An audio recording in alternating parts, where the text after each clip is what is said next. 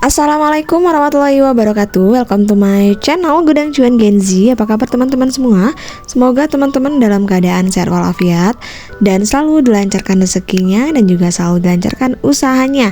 Nah, kali ini saya akan bahas ya, karena banyak sekali pengaduan-pengaduan di grup saya bahwa adanya pengancaman-pengancaman dari debt collector. Nah, seperti yang teman-teman lihat di awal video saya tadi, itu salah satu contoh gimana sadisnya ya debt collector ini menagih hutang kepada nasabahnya, padahal terkadang nasabahnya ini belum jatuh tempo, namun mereka sering sekali ya meneror ataupun mengchat ya nasabahnya dengan kata-kata yang kasar. Nah, harus bagaimana sih ya kita menghadapi untuk debt collector ini? Nah, jadi seperti yang udah pernah saya katakan ya, bahwa saat kita memutuskan untuk melakukan pinjaman online, tentunya kita harus siap dengan segala resikonya, termasuk resiko ketika ditagih dengan debt collector yang kasar atau bahkan yang baik. Nah, tetapi teman-teman juga harus siap dengan segala resikonya, terlebih lagi jika teman-teman meminjam di pinjaman online ilegal. Beda halnya jika kita meminjam di pinjaman online legal, mereka memiliki regulasi tersendiri. Bagaimana cara penagihan itu udah ada aturannya. Terutama bagi pinjaman online OJK ini biasanya sangat jarang sekali ada debt collector yang menagih dengan kasar. Bahkan ada juga nasabahnya yang mengalami tunggakan bahkan lebih dari 1 tahun. Mereka pasti akan menghubungi. Namun berdasarkan yang pernah saya baca ya, bahwa untuk debt collector ini berhak menagih kita selama 90 hari. Namun jika misalkan selama 90 hari itu kita belum membayarnya, maka debt collector ini nggak berhak untuk menagih kita. Jadi kita udah masuk ke dalam SRIK OJK dengan status yang pernah saya bahas di video sebelumnya. Ada kriteria dengan kriteria nasabah yang telat membayar ataupun menunggak ataupun lancar. Namun berbeda dengan pinjaman online ilegal yang mereka tidak memiliki regulasinya dalam penagihan. Bisa aja mereka nggak memiliki aturan, jadinya mereka ketika menagih kita, mereka seenaknya mengeluarkan kata-kata yang bisa kita katakan kata-kata yang sangat jorok atau yang memang bikin mental kita down. Maka teman-teman memang harus waspada dengan cara-cara penagihan pinjaman online yang tidak sesuai aturan. Nah, ini sebenarnya sudah menjadi rahasia umum ya, bahwa penagihan pinjaman online ilegal itu penuh kontroversi dan sering tak sesuai dengan peraturan. Namun mereka seperti ini, mereka pun nggak peduli karena mereka digaji ya dengan perusahaan pinjol ilegal. Jadi misalkan jika ada aplikasi yang diblokir otoritas jasa keuangan, nah di lain hari lagi muncul lagi nih aplikasi lain yang sejenis. Yang untuk mengatasi pinjaman online ilegal ini ternyata nggak semudah yang kita bayangkan.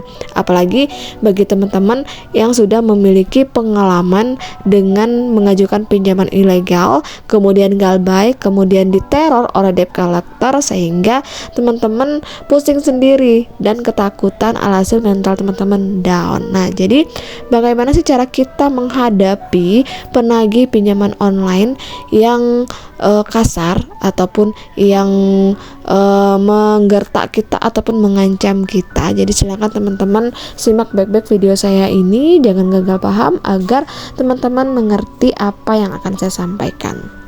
Nah, yang pertama yang harus teman-teman lakukan yaitu adalah hentikan ya komunikasi dengan pinjaman online ilegal. Jadi ini merupakan langkah pertama yang harus kita lakukan. Segera hentikan ketika kita berkomunikasi dengan pinjaman online ilegal tersebut. Jadi jangan jawab panggilannya ataupun pesannya ataupun email dari mereka atau chat dari mereka. Jadi tetap tenang dan jangan terpengaruh oleh ancaman yang disampaikan oleh debt collector tersebut. Nah, pinjaman online ilegal ini biasanya lainnya sering sekali menggunakan intimidasi ataupun ancaman sebagai strategi untuk kita memaksa korbannya membayar, meskipun dengan cara ini sebenarnya sangat melanggar hukum. Jadi saya himbau kepada teman-teman semua yang udah terlanjur mengajukan pinjaman online ilegal, jika terdapat ancaman ataupun intimidasi ataupun kekerasan kata-kata dari pihak debt collector, jadi jangan teman-teman hiraukan. Jadi stop dulu komunikasi ataupun via WhatsApp ataupun telepon. Jadi stop dulu ya. Jadi silakan teman-teman hapus semua chat dari debt collector yang ilegal ataupun panggilan abaikan aja, sehingga ini bisa membuat teman-teman tetap tenang, tetap bisa berpikir lebih jernih, dan juga ini enggak terpengaruh oleh ancaman yang diberikan oleh oknum debt collector tersebut. Yang kedua, silakan laporkan ke otoritas jasa keuangan ataupun kepolisian melalui website resmi atau layanan konsumen.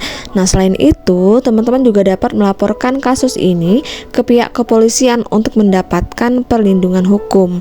Nah, OJK memiliki daftar pinjaman online ilegal yang dapat kita cek untuk memastikan legalitas pinjaman yang kita gunakan. Jadi jangan takut jika teman-teman diancam, kemudian diintimidasi dengan kata-kata yang kotor atau mengancam kita. Jangan takut untuk melaporkan ke kepolisian, karena ini merupakan pinjaman online ilegal yang mana mereka pun jika tetap beroperasi pasti mereka akan dikenakan kasus hukum, karena mereka ada ilegal bukan resmi. Sehingga teman-teman jangan takut jika mereka mengancam teman-teman. Jadi silakan hadapi, segera lapor ke kantor polisi ataupun ke otoritas jasa keuangan. Yang ketiga, blokir akses ke data pribadi. Jadi pastikan teman-teman untuk memblokir akses aplikasi pinjaman online ilegal ke data pribadi kita. Jadi hapus aplikasi yang sudah kita download ataupun kita unduh, dan lakukan pemeriksaan keamanan pada ponsel kita. Jadi ada beberapa aplikasi pinjaman online ilegal yang memiliki akses ke kontak, galeri, dan data pribadi lainnya yang dapat disalahgunakan, dan juga itu bisa menjadi senjata debt collector untuk mengancam kita ataupun meneror kita. Jadi segera hapus ataupun blokir akses data yang sudah terlanjur masuk ke dalam data pribadi kita. Kemudian yang keempat, jangan bayar tagihan yang tidak sah.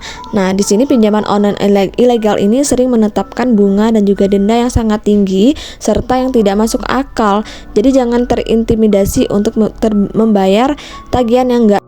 Nah, yang kelima, edukasi diri dan juga lingkungan sekitar. Jadi salah satu langkah yang penting untuk mencegah kejadian serupa di masa yang akan datang ataupun masa depan, jadi adalah dengan mengedukasikan diri dan orang-orang di sekitar kita.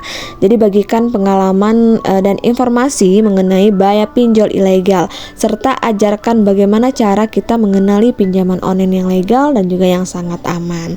Nah, yang terakhir, gunakan layanan pinjaman online yang legal dan juga terpercaya. Jadi untuk memenuhi kebutuhan keuangan kita, selalu gunakan layanan pinjaman online yang legal apabila kita memang mendesak ketika kita lagi butuh dana, dan juga dalam keadaan darurat tetap selalu gunakan layanan pinjaman online yang legal. Jika teman-teman masih ragu pinjaman online mana yang sekiranya legal ataupun ilegal, teman-teman bisa cek video saya sebelumnya yang banyak saya bahas tentang rekomendasi pinjaman online yang legal yang terpercaya yang bisa teman-teman gunakan. Nah guys, menghadapi teror dari pinjaman online ilegal mungkin memang sangat menakutkan, namun dengan langkah-langkah yang tepat kita dapat melindungi diri kita dan juga bisa keluar dari masalah ini. Dan jangan ragu untuk melaporkan tindakan yang tidak ada beretika ataupun etis yang dilakukan oleh pinjaman online ilegal, dan selalu pilih pinjaman online yang terpercaya, legal, dan juga sangat aman. Dan semoga informasi dari saya ini bisa bermanfaat dan bisa teman-teman gunakan untuk hal-hal yang lebih positif lagi dan juga lebih produktif lagi. Akhir kata, wassalamualaikum warahmatullahi wabarakatuh.